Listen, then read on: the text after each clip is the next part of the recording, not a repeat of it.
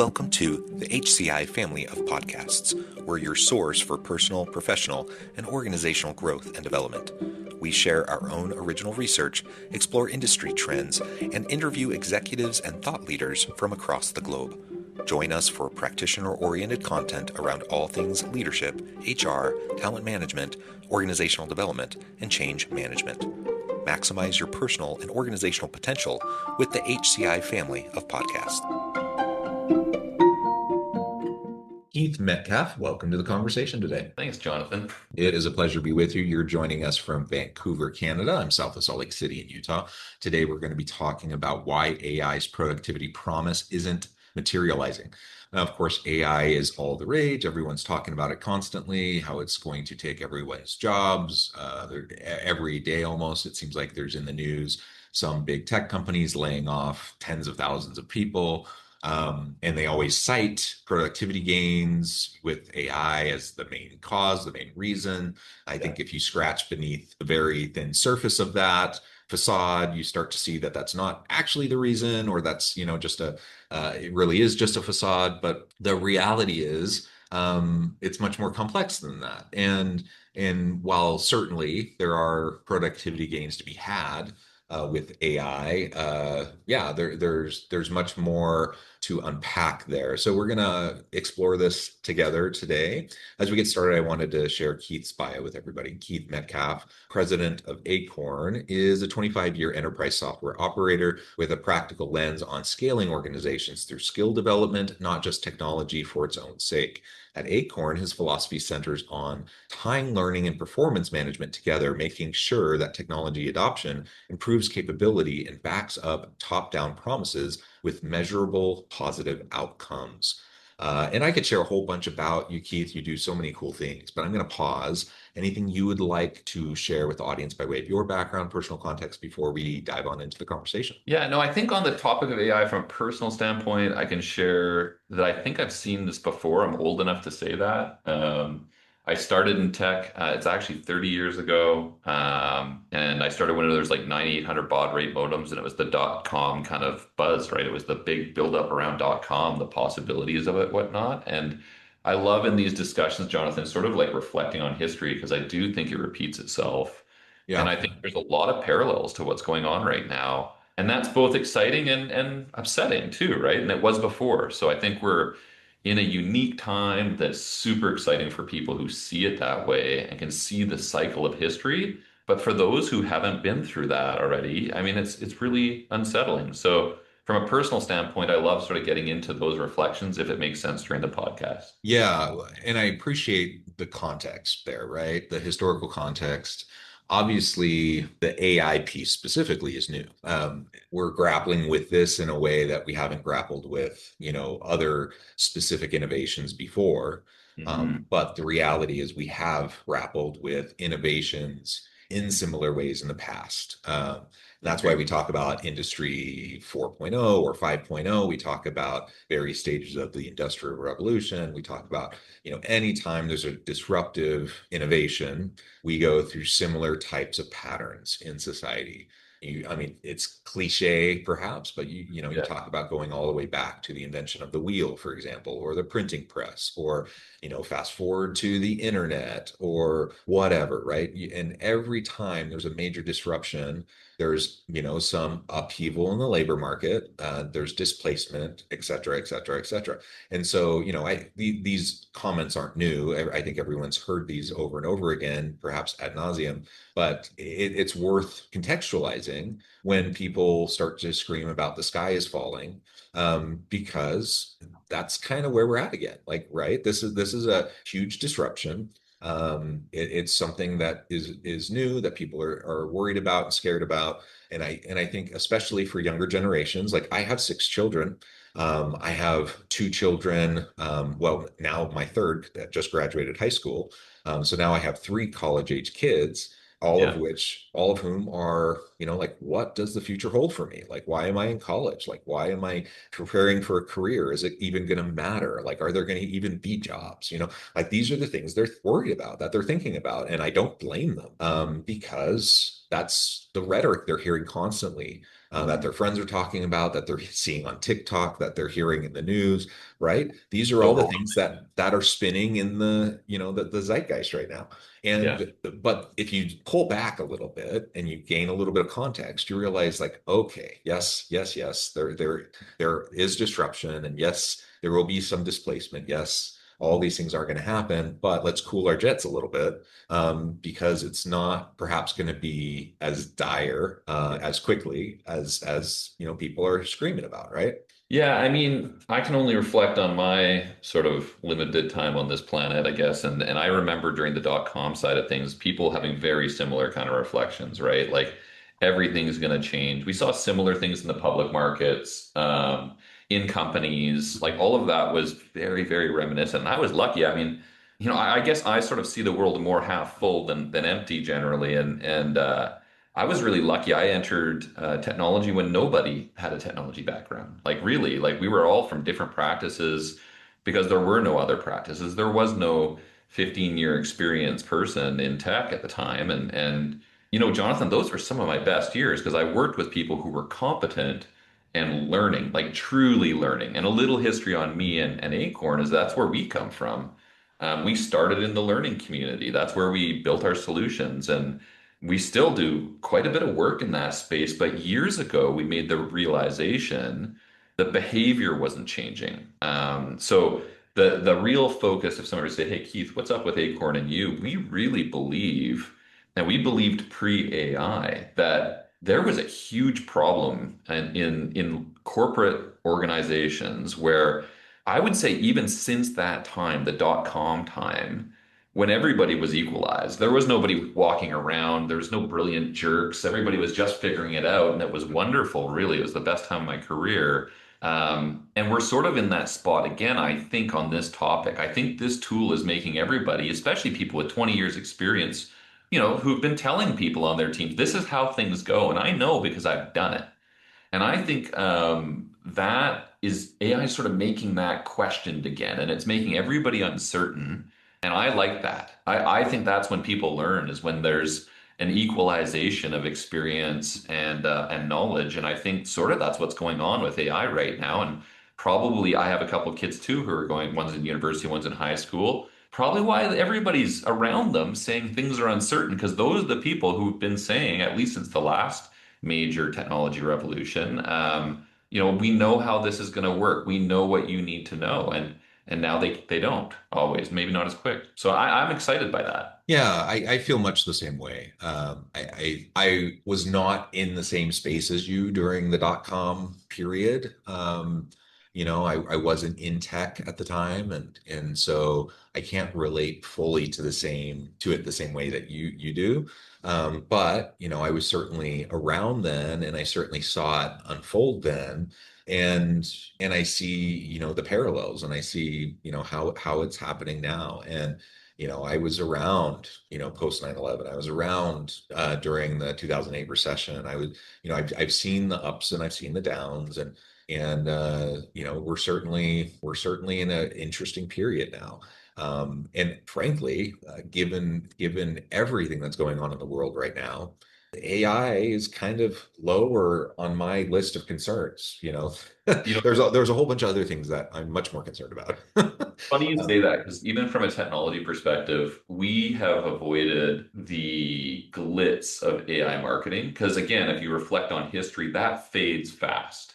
Like, for a software vendor to walk around and say AI, AI, AI, and even for companies, like probably the reason we're on your podcast is we do an annual survey to understand the world around us. And our world's mainly interested in learning and HR. Like that's sort of where we play mostly as a technology company. And this year's survey has gotten a lot of pickup because we did do it around what's actually going on in AI. Now, while I'm excited by it, there are a bunch of problems, and those problems tie to things that I think organizationally existed prior to the AI sort of noise. And the AI noise is sort of shining light on things that are already broken. And in our survey, we actually start the first chapter is the broken promise of development plans. And the data is very solid. It was solid last year when we did our last survey too, and the year before that. that organizations are not tremendously good at helping people develop. There's a lot of resource and time spent on it, incredible amount of time and resource, but it's not good. And then we just tail from there into this, our next chapter is around AI adoption without infrastructure. And then the last one's AI capability assessment void. So those are the three focuses of the study. And as far as contacting me at the end of the podcast and stuff, we'll give you guys the listeners that study and they can use it internally. But the data is very, very clear that companies have not been good at developing people, and managers are swimming right now with a new powerful tool and the inability to teach people on their teams maybe as quickly as they're learning. And I think that's fascinating. And I also think it's why there's this huge divide in the numbers in that survey between what executives and CEOs are saying about the organizations and the true bifurcation of what people are feeling at the front lines. And I think that's why we got picked up by you and probably others on this topic. Well, yeah, I think that's absolutely true, and I appreciate you bringing up the study, and maybe we can double click on that for a minute. Sure. So there's this huge promise. Obviously, executives, CEOs, boards are all doubling, tripling down on AI stuff, right? And there's all this pressure for CEOs to at least performatively signal that they're really diving into the AI productivity stuff. So there's layoffs and there's, they have to be able to demonstrate to their board that they're, investing in the AI arms race, right? Yeah. But it's not translating, and it's really not. They're not achieving the productivity gains. And like you said, the frontline employees, the people down the line in the organization they're not seeing those productivity gains. So tell us more about like what you're seeing in your data. Unpack that for us a little bit. Yeah, the probably most telling numbers, and there's a lot of numbers in the study. It's a fulsome study of about 1,200 people across L&D and HR functions in companies from like 1,000 to 10,000 plus. So it's pretty representative. It's not our customers, it's third party, and the numbers are really clear. 52% of companies are either classifying themselves as early in investigation or piloting without a unified purpose. Hmm. And that in and itself is sort of crazy when you look at the decisions being made at the corporate level and the noise in the news about how much these companies are benefiting from AI. Our numbers say that's very far apart. And drilling it into it a little further, this is probably one of the more shocking ones, is that 73% of executives and 80% of CEOs say they have a clear AI strategy. So there's a huge problem right there, right? 52% say they're early, but they have a clear strategy at the top, and 15% as you go down, the managers are like almost half of that. And then the individual contributors, 15% agree. So what you see, just like with the dot-com era, right? The idea of possibility and the valuation public market wise and even internally and with boards and whatnot has run ahead of the possibility. And I think to your point, and I read your Forbes article too, right? Like it's sort of we actually were all excited when we read it because we were like, oh my God, Jonathan's sort of seeing similar things that we are from this study. And it's not wrong. The possibility's there. The excitement should be there. But I think it's time for organizations to get very clear, very, very clear on what good looks like to every individual contributor in their job with AI. And I would beg to guess if you were to ask the next, 10 guests who work in companies, has your organization said clearly, here's what using AI in your role looks like, and here's where you stand? The answer would be very, very poor. Yeah, and I agree. I think it's very varied. I think there's no cohesive. I mean, in most organizations, I'm sure there's some organizations that are figuring it out, but in most organizations, there's no cohesive approach or strategy.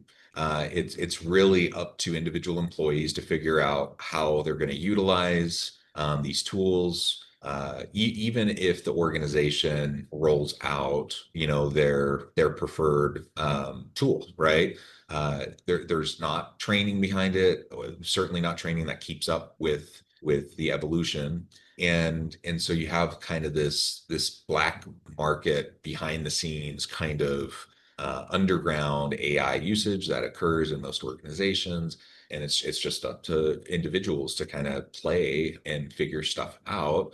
And many are afraid to do that.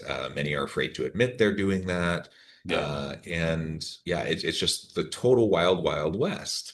Have you seen any of that come out in your data? 100%. Yeah, we see it in a couple of key focuses.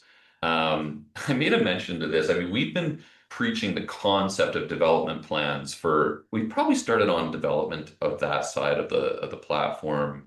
I guess it was about 5 years ago. And the reason we did it is we had a learning platform that we would go to large organizations and say, and what do the employees think of it? And they're like, hey, it's a really good learning platform. Do they like it? And the answer was no. And they're like, and nobody wants to do these training modules, right? They're sort of compliance oriented and they're not targeted to their job. So what Hmm. we've seen with organizations who are figuring it out is they're tackling it at that level. They're saying, we need to be very clear first off on what are the 4 to 5 things, which are usually a grouping of skills and behavior in a person's job that they need to be good at. Then how do we talk to them about how they're good or not, which is sort of that proficiency concept. But you need to talk into context with those capabilities in that job. If you do that, then you can start plugging in new tools like AI into it. But if you don't have that, it's sort of irrelevant. You're almost lost out of the gate.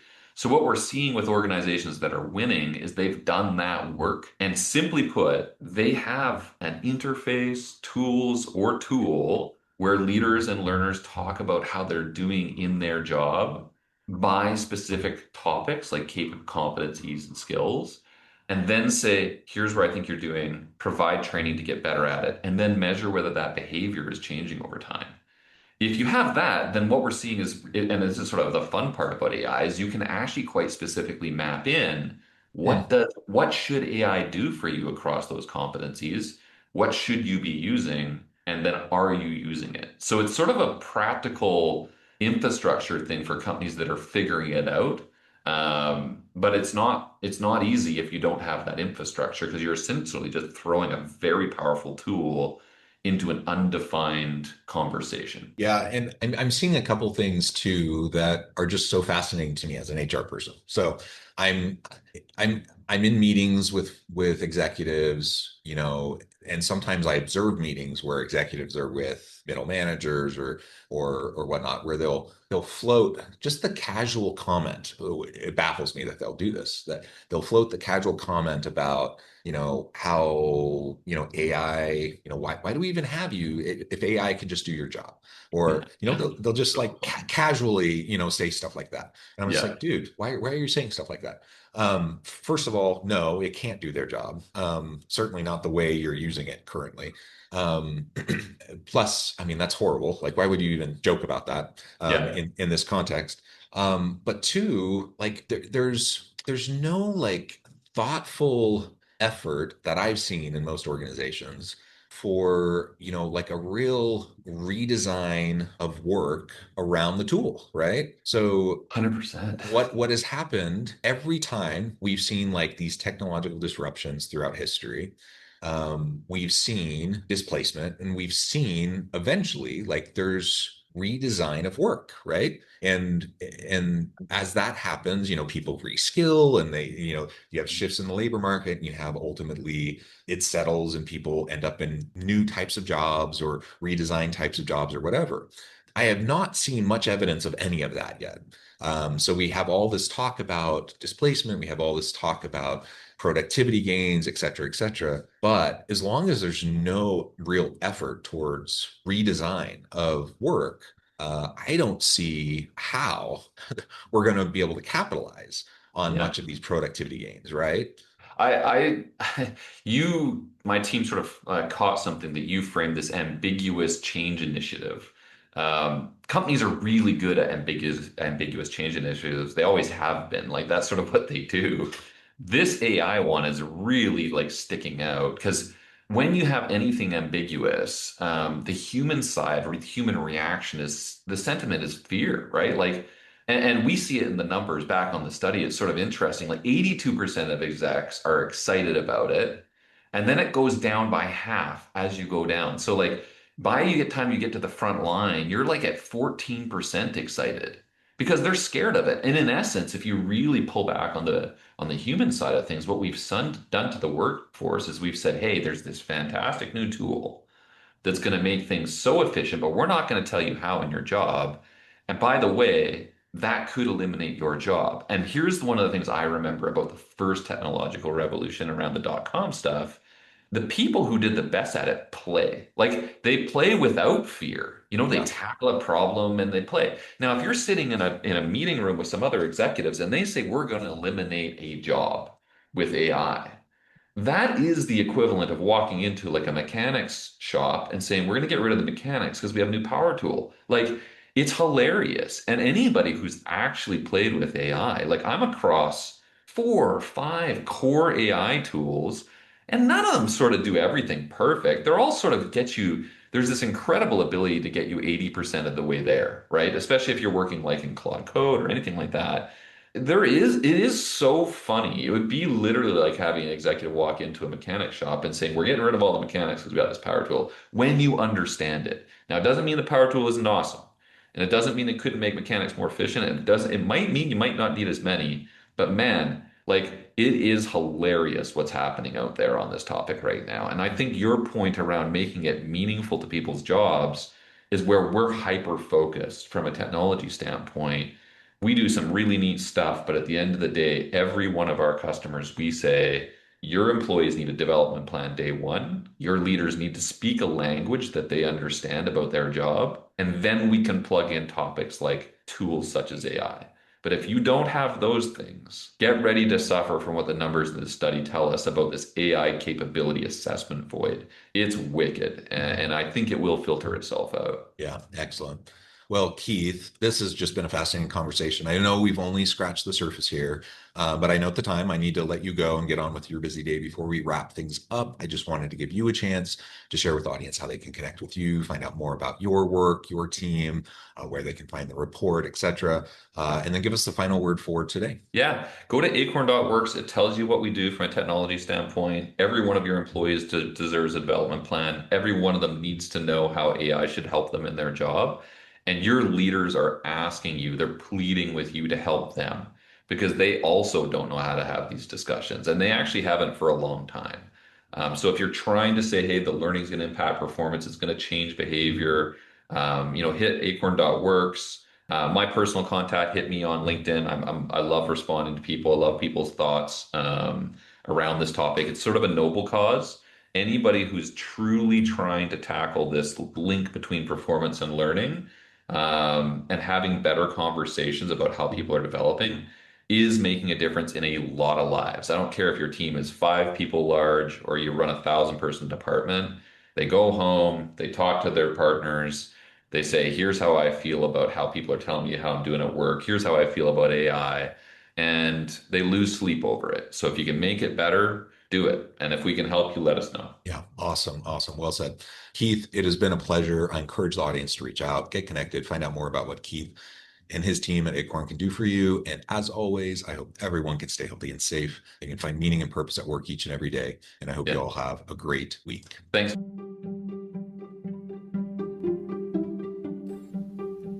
Thanks for joining us for this episode of the podcast. We hope you stay healthy and safe, and please join us again soon.